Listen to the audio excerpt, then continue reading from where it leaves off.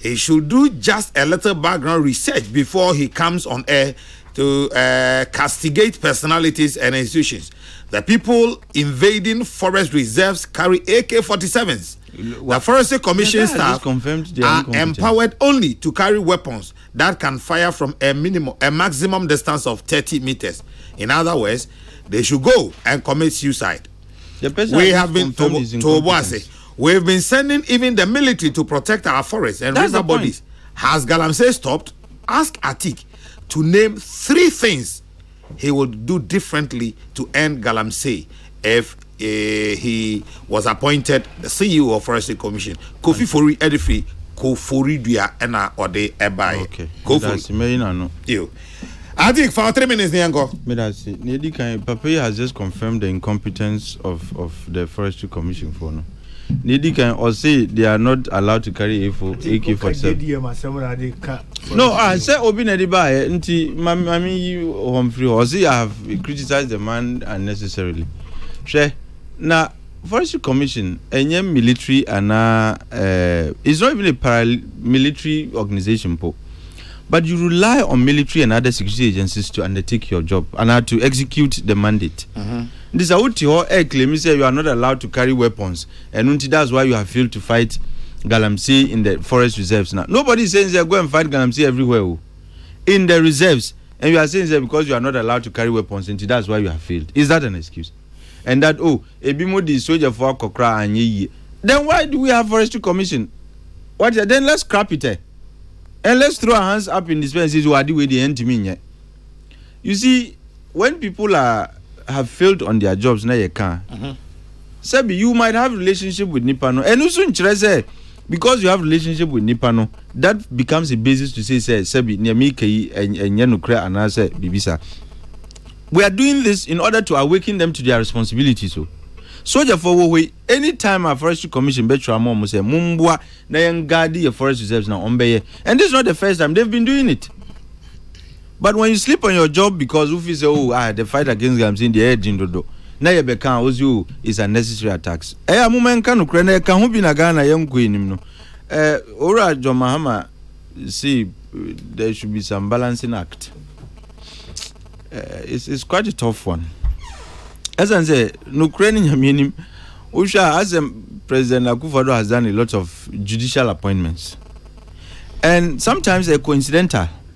And yes, I was born to medium crofubri eba. Supreme Court will retirement or more retire, sir. And you retire, you are supposed to replace them. And yes, sir.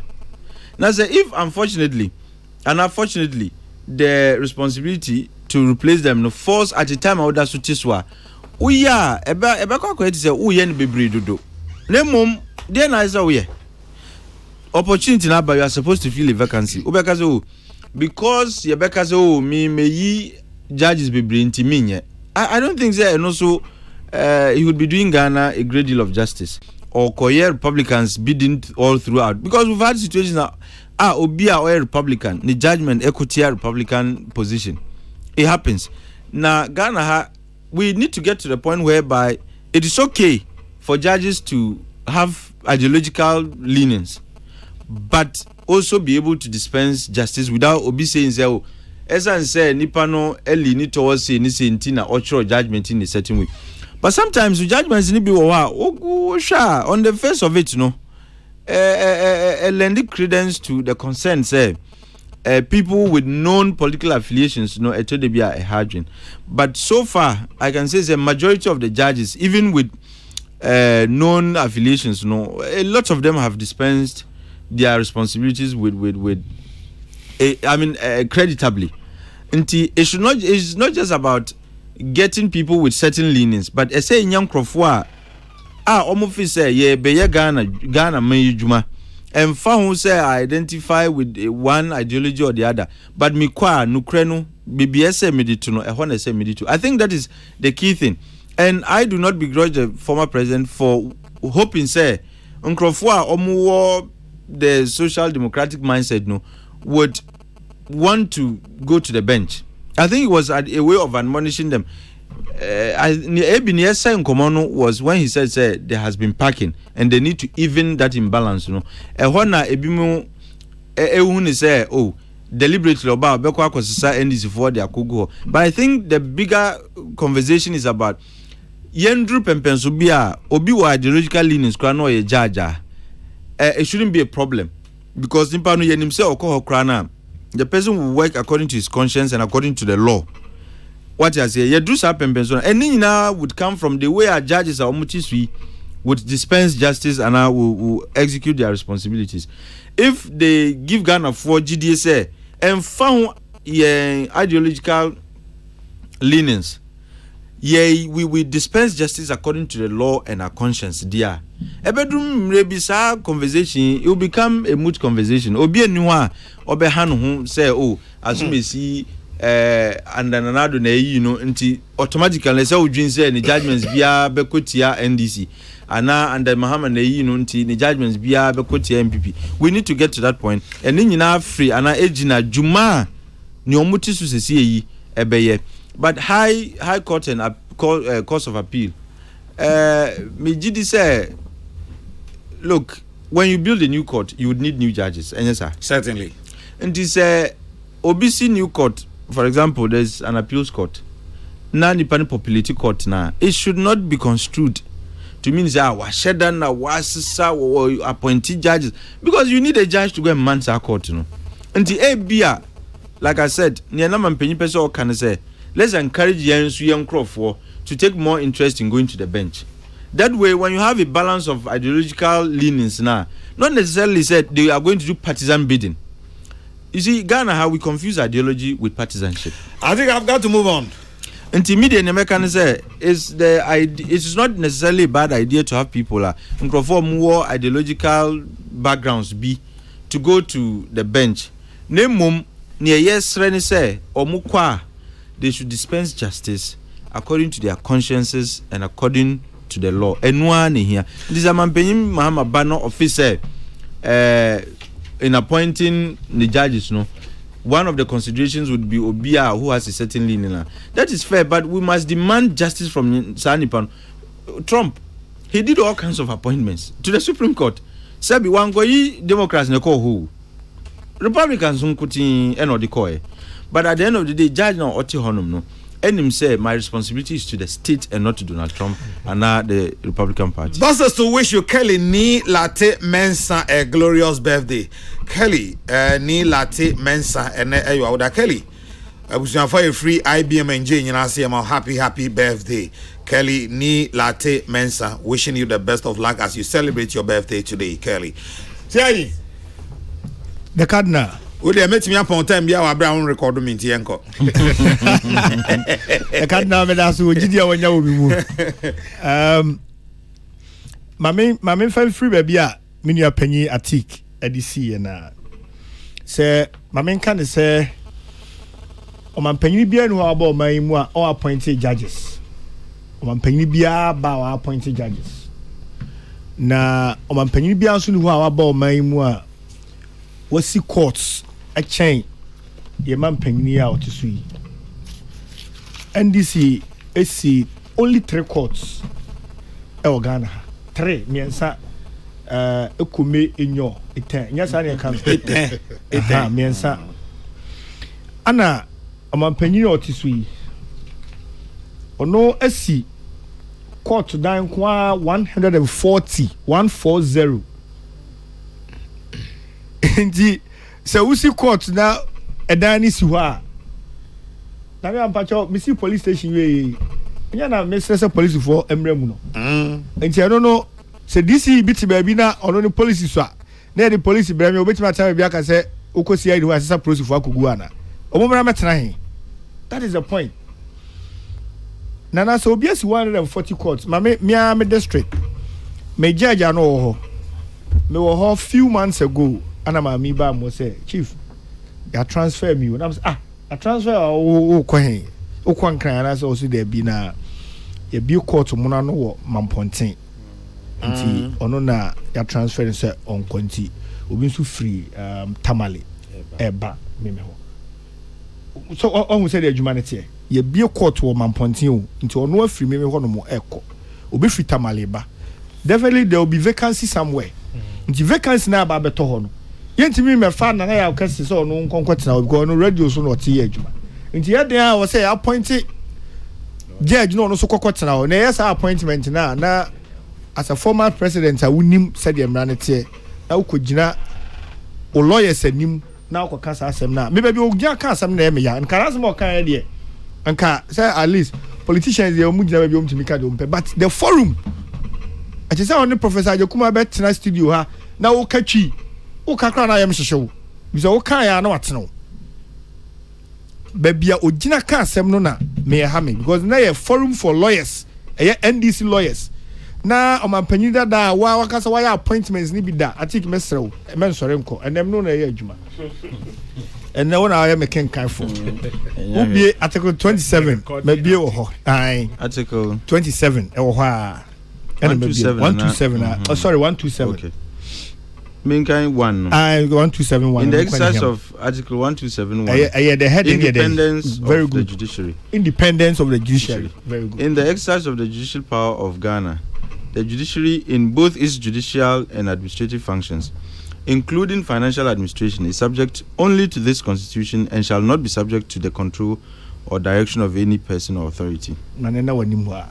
Anti nana die nyina ne say yenya appoint you say we judge even the appoint you no the appointor cry need to me wo so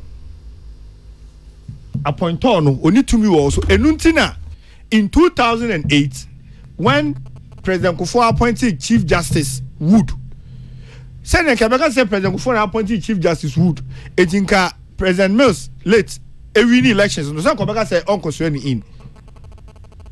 But so Sweni in because he's not even subject to the direction or control of the appointor. And the Constitution has given Sani Panasa to me no. Yenya appointed wa. You are insulated. The nyama bi akyekyere ho a obi ntumi makra say obewura mu say obeka bibi akyerewa ma wo waye. It is very important. Ye hu sa de no. Ati ko be sa kan 144 so ma me. What time aso? Oh nana be dia duro de mesrew. What time aso? Sa aka be 4 minutes ma me. 44.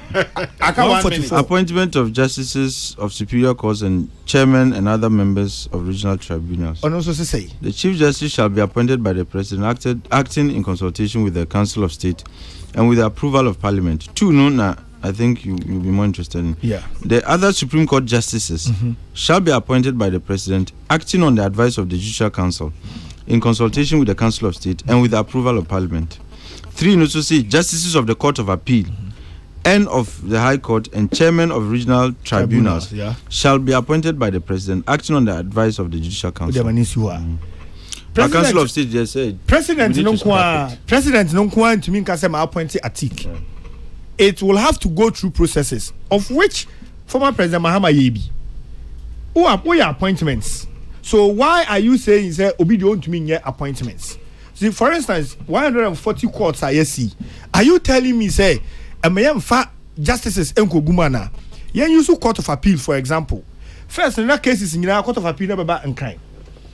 You see court of appeal complex. Ewo Kumasi. Makenwi. I see what can we or can kind for. I see bungalows ama womo. Na na mi ni so person ka kire me say bungalows near CSC one no am I appointed judges emo court of appeal when they qualify. Until his assertion is neither here nor there. Mean say na some na can I say ye. Me meti ase ye to mean say time aso. Until nana the best say the NDC lawyers a judge biya ni wa oni ni ideology. Judge bi wa Methodist ni obi a Presby ni asem do koto na nimu a definitely the background ebe influence the decision. Until say ankwa ma wa eno nche say otan. Obi ma me book bi ma me kan lawyer nana ya o say o chere media law o ma sisi lawyer nana ya o say near judges omo firm ansa no ma arrive at decision. Exactly. Writing of Saint Augustine emu ba akubi. Oh, this man the late professor nim sendine Tewio se Tawi I was a gas no more how Modibo Okran.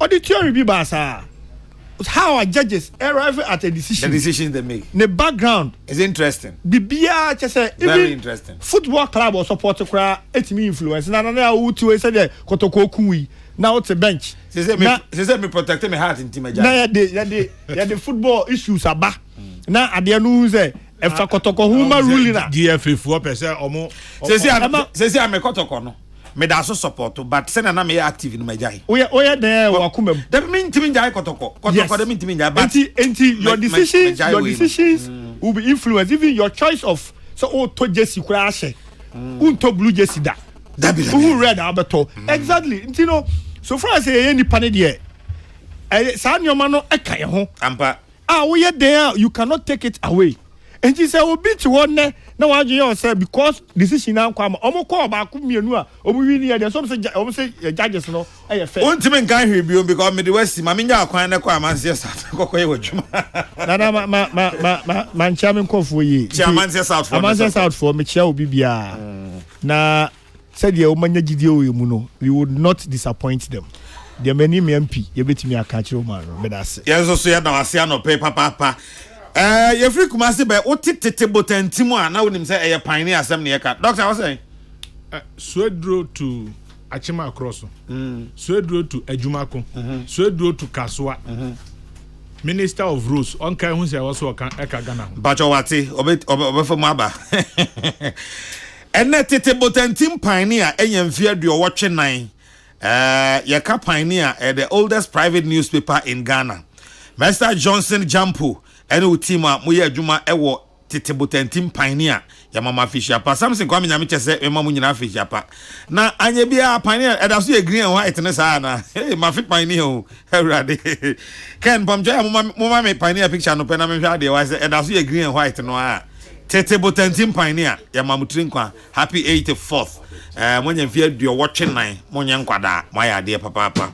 mo yebi nyame nhyira mo pa ena anopei abusia ebrebe makwan ema yademo asie yes sir ai unim say nyame yadoma Saturday Ghana Cocoa Board ye bie cocoa season na no mate e wotepa wate mate tene sa ti waka ho asem ko omampanyini asem ma chia me mane dani a anya me ma wache da bi untim unne ho kwan say obembo ma che wa Ghana Cocoa de nana mebro chocolate di mesrawo da be nne nya hwe me amesu me cocoa kuani banasa awa auto cocoa is a price no so ye betum ya say ohene tie ohene pata abonten toko a ana henkwa sa pata abonten toko a we den ubuada na onim say say ya shamra nso so say ya nyon so wadwaya anya bra wudware nso o pacho minim na no kra so ya tena fikasiem ni fihiam no ya shamra say adwa ho no bi akojo so ba bra wudware de otimi dwon so fra sa ho na wudware na wo ho kwan ba wa pepa ho aba da mu de otimi dwon so fra say no